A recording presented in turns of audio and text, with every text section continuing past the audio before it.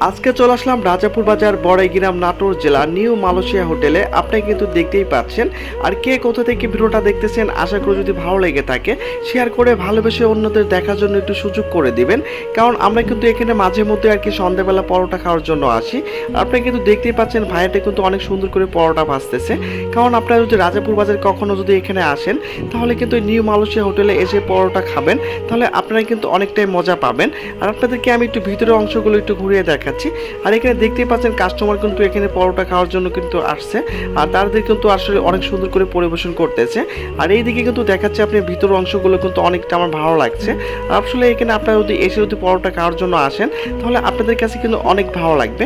আর অবশ্যই আপনারা কে কোথা থেকে ভিডিওটা দেখতেছেন আশা করি যদি ভালো লেগে থাকে অবশ্যই আপনারা সবাই একটু কমেন্ট করে জানিয়ে যাবেন।